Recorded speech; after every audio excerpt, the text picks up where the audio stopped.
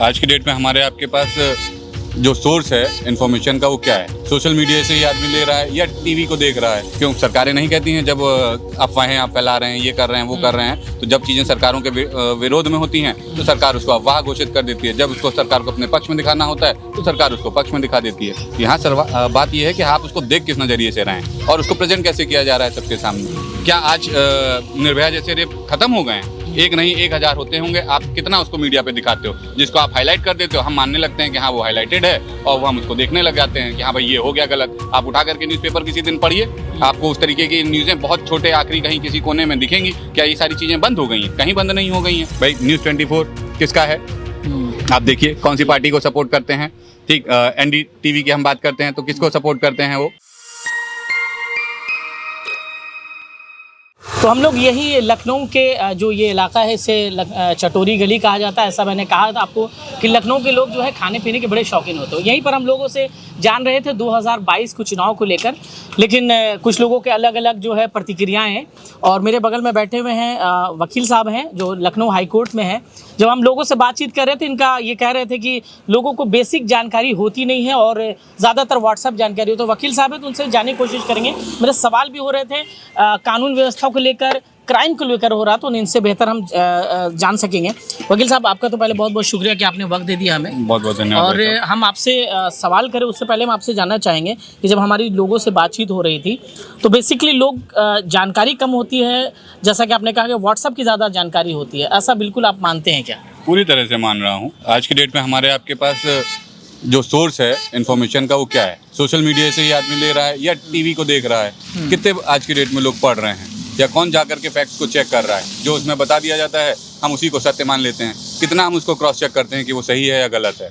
तो इसलिए जितनी भी बातें आज की डेट में सरकारों को या किसी को भी अपनी अगर बतानी है पब्लिक को तो उसी के माध्यम से उसी तरीके से बना करके भेज दिया जाता है। हम आप उसको सत्य मान के बैठ लेते हैं। जानकारी के माध्यम ज़्यादातर व्हाट्सएप है, सोशल मीडिया है, तो पूरी तरह से उसको नकारा भी तो नहीं जा सकता है।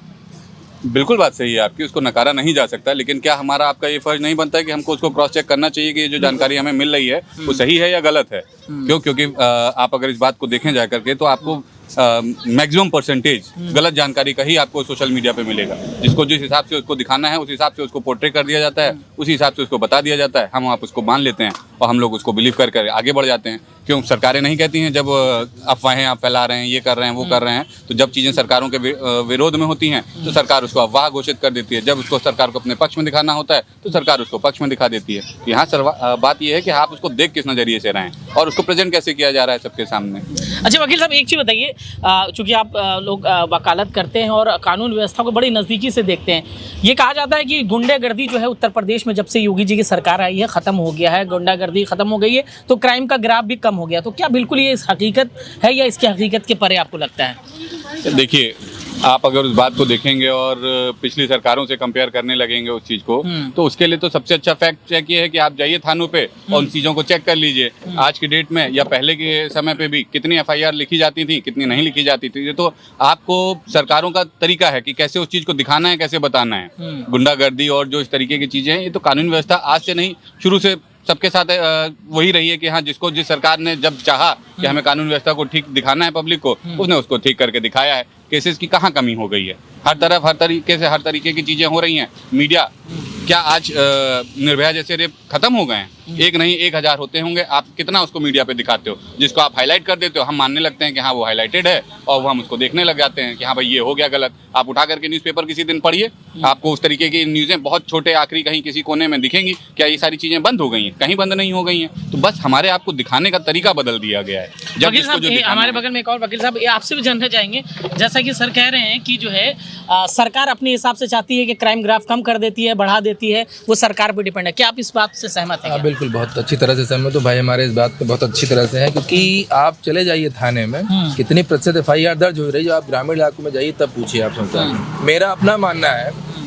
कि इलाके का थानेदार ग्राम सचिव और लेखपाल, अगर ये तीनों सही हो जाएं जी। तो जितनी जो क्राइम रेट अपने आप ही कम हो जाएगा। ये तीनों सरकार द्वारा प्रायोजित है जो अधिकार क्राइम के ग्राफ को बढ़ाते हैं, क्राइम के ग्राफ को कम करते हैं या बढ़ाते हैं, दोनों मामला यही है। तो ये सिर्फ और सिर्फ है सरकार, जो आप भाई साहब ने कहा हमारे बहुत सही बात कही कि सरकार चाहती है तो उसको एक्सपोज करती है, नहीं चाहती तो नहीं एक्सपोज करती है। मगर ये बात थोड़ा सा जरूर है कि माहौल जनता में ये बना हुआ है कि सरकार गुंडागर्दी थोड़ा तो कम हुई है। माहौल, सरकार इस माहौल को बनाने में कामयाब हुई है कि गुंडागर्दी माहौल बना है, और जमीनी तौर पे देखा जाए तो ऐसा मीडिया कुछ में है उस नहीं। चीज को दिखा करके और प्रचारित और प्रसारित कर करके, वही मैंने आपसे कहा ना कि जब सरकारों को जो चीजें दिखानी चाहिए या दिखानी होती है वो अपने हिसाब से उसको पोर्ट्रे करती हैं। जब आपको कोई चीज पॉजिटिव दिखानी है तो पॉजिटिव दिखा देते हैं, जब आपको उसको नेगेटिव दिखाना है तो आप नेगेटिव दिखा देते इसमें हैं। सरकार माहिर है, बड़ी अच्छी से बहुत दिखा- अच्छे से सरकार, कोई भी सरकार रही वो हमेशा इसमें माहिर होती है। और बीजेपी सब में 10 गुना आगे है इस मामले में, इस वजह से उनसे ज्यादा है पिछले वालों से। भाई आप रेस में जब अकेले दौड़ते हैं तभी आप फर्स्ट आते हैं, बाकी से आप ज्यादा बेटर हैं, जिसे कह लीजिए कि पब्लिक को मूर्ख बनाने में आप उनसे ज्यादा माहिर हैं। और हमारे यहाँ पब्लिक की दिक्कत क्या है कि हम और आप सरकारों से सवाल नहीं करते, जबकि सवाल हमेशा सरकारों से ही होना चाहिए, ना कि किसी विपक्ष से। सरकार रिस्पॉन्सिबल है तो जो जिम्मेदार व्यक्ति है सवाल उससे होना चाहिए। आप अगर आज की डेट में कोई सवाल सरकार से पूछ दे तो उसको आप क्या कहते हो? अरे पिछले 70 सालों से, अरे भाई 70 सालों से नहीं हुआ था तभी तो आपको लाए थे। जब आपको लाया गया इसीलिए तो लाया गया कि आप उसमें कुछ चीजें नहीं लाएंगे, नया चेंज करेंगे और नई चीजें दिखाएंगे कि हाँ भाई इस तरीके से चेंज होना है या इस तरीके से हमने उसको नया बनाया। आपसे कोई भी सवाल आज पूछ लो, यही होता है भाई 70 साल में आपने नहीं पूछा, अब आप क्यों पूछ रहे हो? भाई हम लोग 70 साल पहले नहीं थे, हम तो आपसे उम्मीद करेंगे, हम तो आज आपसे सवाल पूछेंगे। अगर आज हम आपसे सवाल नहीं पूछ पा रहे हैं तो इसका मतलब हमें दिक्कत है। सरकार तो पहले भी उल्लू बना रही थी, आज भी उल्लू बना रही है पब्लिक को। लेकिन मैं ये देखता हूँ कि ज़्यादातर लोग जो हैं बड़े सरकार से बड़े भावनाओं से जुड़ गए हैं। मुझे नहीं लगता कि किसी सरकार को कोई हीरो बनाने की ज़रूरत है, उसको भावनाओं से जोड़ने की ज़रूरत है। क्योंकि अगर ऐसी सोच होगी तो मैं समझता हूँ देश या प्रदेश का विकास नहीं हो सकता। बेसिकली नौजवानों को क्या होना चाहिए, जो रोज़गार उनके लिए मुद्दा है, महंगाई भी है, बहुत तरीके से बढ़ रही है। तो हम लोगों को वोट जो है 2022 में किस मुद्दे पर होना चाहिए, आप क्या समझते हैं? सबसे पहले तो जो आपने कहा भावनात्मक बात कि भावनाओं के साथ हमारा हिंदुस्तान जो है ये पूरी तरीके से भावनात्मक ही देश है। यहाँ आपको लोगों की भावनाओं से खेलना आना चाहिए, आप हमेशा सफल रहेंगे। सरकारें इसी चीज को करती आई हैं, उन्होंने हमेशा लोगों की भावनाओं को देखा है कि कैसे हम उनकी भावनाओं के साथ खेल सकते हैं, वो किस तरफ किस भावनाओं में बहेंगे, चाहे वो धर्म के नाम पे हो, चाहे वो जाति के नाम पे हो, चाहे वो किसी भी तरीके से हो। जो जिस भावना से जिस तरीके से जुड़ा है उस तरीके से उसके साथ खेला जाता है और उस तरीके से उसको इमोशनली बना करके अपने फायदे में वोट लिया जाता है। और बाद में उसके 5 साल बाद आप, मतलब 5 साल के लिए आप भूल जाते हो। चुनाव से चंद समय पहले आपको सारी चीज़ें फिर याद आती हैं, फिर आप भावनाओं में लोगों को बहलाते हो और फिर आप अपने काम में सक्सेस हो जाते हो। इसीलिए कहा जाता है ना कि हमारे हिंदुस्तान में लोगों की याददाश्त बहुत छोटी है। जहाँ अभी आप कोई चीज़ नहीं दे दीजिए, लोग उसी में सब भूल लग जाएंगे और सारी पुरानी बातों को भूल जाएंगे।